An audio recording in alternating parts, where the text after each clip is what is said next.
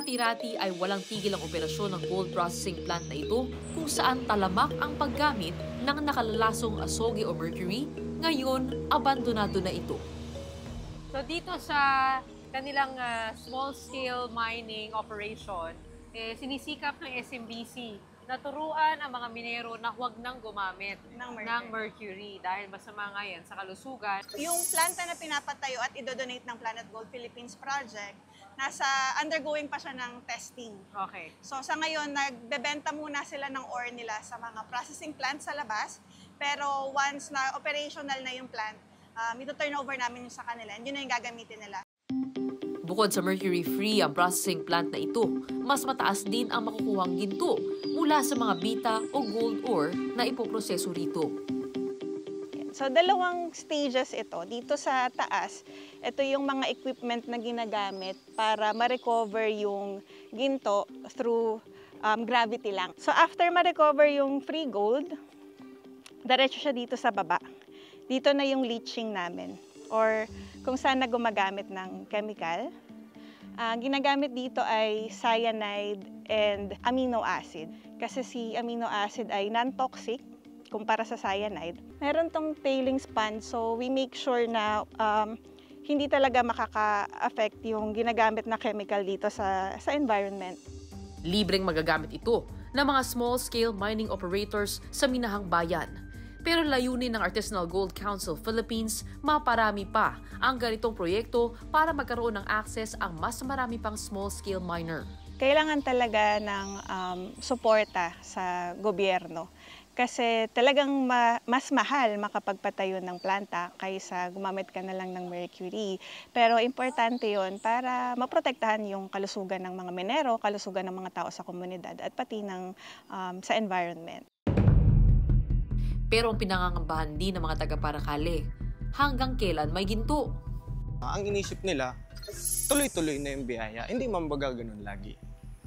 Na pwede kang kumitad, pero dapat pasiguro ka pa din na paano pag nawala na yung source mo, paano pag nalugi na yung pabalon mo.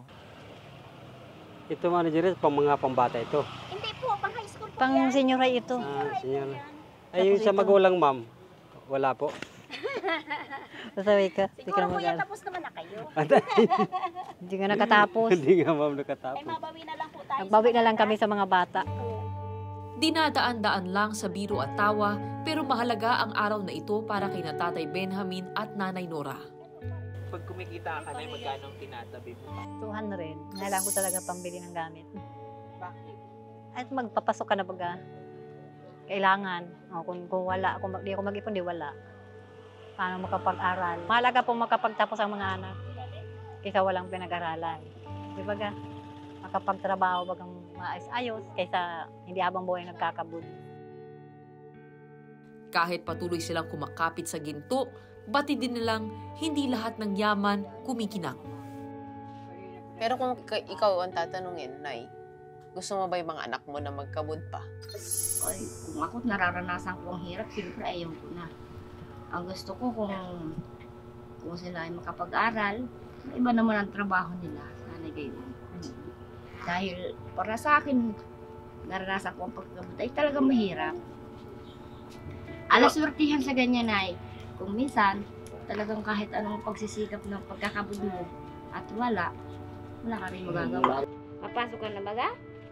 Kaya nga sila pinapag-aral. At kung dumating yung panahon at wala naman akong ipamama ng kabuhayan, wala akong ipamama ng sasabihing mahalagang bagay sa kanila, magsumikap silang makapag-aral.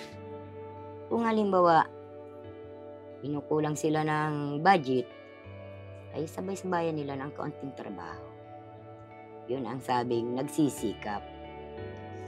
At yun ay walang makakatulong kundi sarili nila. Isang malaking sugal ang pagmimina kung saan buhay ang nakataya.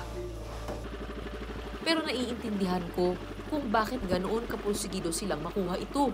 Kung bakit marami ang nahuhumaling dito.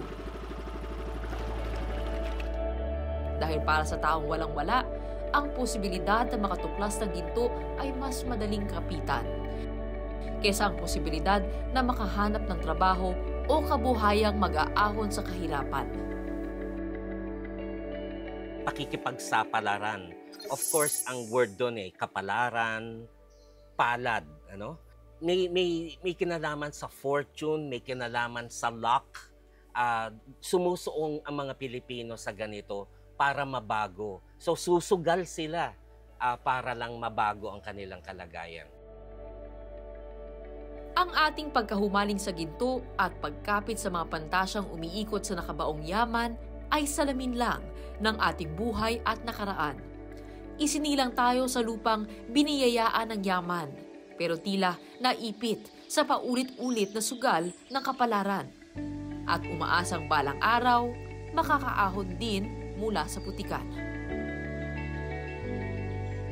Mula rito sa Camarines Norte, ito po ang Gretchen Ho Reports.